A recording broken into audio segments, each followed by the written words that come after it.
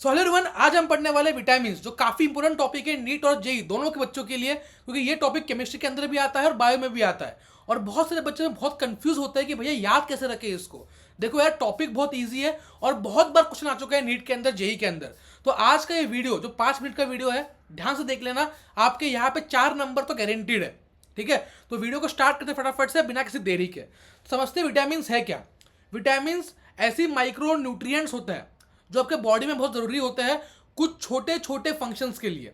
ठीक है, और ये बहुत कम अमाउंट में लगते हैं अपने को बॉडी के। ठीक है, तो विटामिन के 2 टाइप है मेजरली। ठीक है, जिनको अपने को याद करना है, fat soluble vitamin, water soluble vitamin. ठीक है, फैट सोल्युबल मतलब क्या, जो फैट में घुल जाए। ठीक है, जो ऑयल में घुल जाए, फैट में घुल जाए, उसको कहते हैं फैट सोल्युबल विटामिन। ठीक है, और जो पानी के अंदर घुल जाए उनको अपन कहते हैं वाटर सोल्युबल विटामिन। इजी। अब जो फैट सोल्युबल विटामिन है उनको याद करने की ट्रिक है कीड़ा। कीड़ा, KEDA। ठीक है, vitamin K, vitamin E, vitamin D, vitamin A, कीड़ा। ठीक है, water soluble vitamin B and C जो बचे हुए हैं, BC।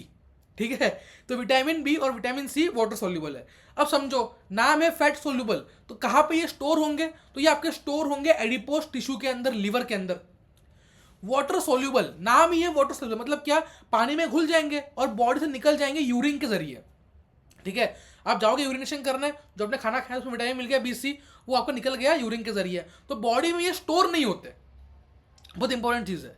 विटामिन BC को आपको कंटिन्यूसली लेना पड़ेगा क्योंकि ये बॉडी के अंदर स्टोर नहीं होते। इसलिए आप देखते हो बहुत सारे लोगों को विटामिन B की डिफिशियंसी हो जाती है। ठीक है, तो विटामिन BC आपके बॉडी में स्टोर नहीं होता एक्सेप्ट विटामिन B12। बी का ही एक फॉर्म है B12, जो अकेला ऐसा है जो बॉडी में स्टोर होता है। ठीक है, बाकी सब जो है वो आपके यूरिन के थ्रू एक्सक्रीट आउट हो जाता है। अब हम क्या पढ़ते हैं, देखो अपने को ये तो पढ़ लिया कि विटामिन होते ही है। ठीक है, अब लोग पढ़ने के डेफिशिएंसी डिसऑर्डर्स क्या क्या है। अगर किसी विटामिन की कमी आपके बॉडी में हो जाए तो कोई क्या दिक्कतें आ सकती है, मेन तो यही कंसेप्ट है आपका। ठीक है, क्वेश्चन यही से बनता है कि डिफिशियंसी अगर हो जाए तो कहाँ से क्या करोगे। ठीक है, क्या डिसीज दिखेगा, क्या बीमारी दिखेगी आपको, स्पेशली नीट के बच्चों के लिए। तो पहले अपन पढ़ते हैं फैट सोल्युबल विटामिन का।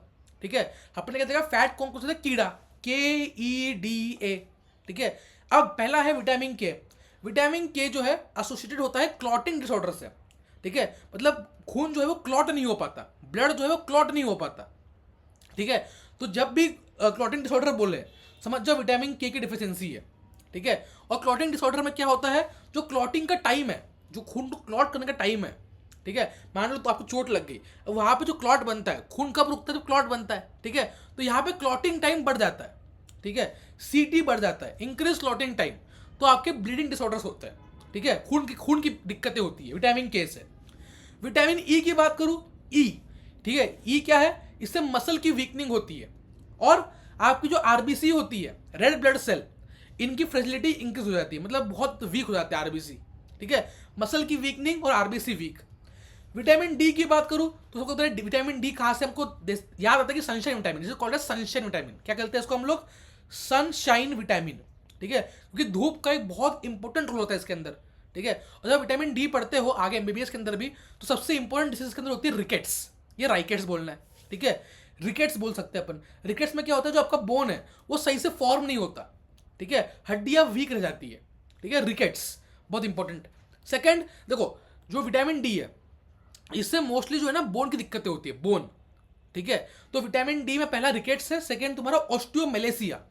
ऑस्टियो का मतलब होता है बोन, मेलेसिया का मतलब सॉफ्टनिंग। तो तुम्हारा जो बोन है वो सॉफ्ट हो जाता है, सॉफ्ट बोन। ठीक है, तो टूट सकता है इजीली, ऑस्टियोमेलेसिया। अब विटामिन ए की बात करूं, ठीक है, ए में 2 चीजें आ सकती हैं, आंखों की बीमारी। ठीक है, ए में क्या है, नाइट ब्लाइंडनेस होता है, आंखों की दिक्कत, रात को दिखता नहीं है सही से, और बीमारी का नाम है जेरोप्थेल्मिया। जेरोप्थेल्मिया, इसमें क्या होता है, आपकी जो आंखों में कोर्निया होता है, आंखों के अंदर क्या होता है, कोर्निया, वो कोर्निया बहुत हार्ड हो जाता है। ठीक है, बहुत टफ हो जाता है, तो इसको कहते हैं जेरोप्थेल्मिया। राइट, अब ये हमने पढ़ लिया, के क्या था, खून की दिक्कत है, ई क्या था, मसल की वीकनिंग, RBC की फ्रेजिलिटी, डी क्या था, बोन की दिक्कत है, और ए क्या था, आंखों की दिक्कत है। ऐसे याद कर लो। ठीक है, अब आते हैं वाटर सोल्यूबल के ऊपर। अब वाटर सोल्यूबल सबसे पहले सी है, सबसे सिंपल है, सी से होता है स्कर्वी, CC सर्वी, CC सर्वी। ठीक है, ऐसे याद कर लो। स्कर्वी एक बीमारी होती है जिसमें बहुत से सिम्टम होते हैं। ठीक है, लेकिन एक सिम्टम उसका होता है ब्लीडिंग गम्स, जो आपके गम्स रहे, ठीक है, वहां से क्या होता है, खून निकलना स्टार्ट होता है। तो अपन इसमें क्या करते हैं, फ्रूट्स देते हैं, ऑरेंज, सिट्रस फ्रूट्स, ठीक है, ऑरेंज, लेमन, इन सब से क्या होता है, स्कर्वी ठीक हो जाता है, उसमें विटामिन सी होता है।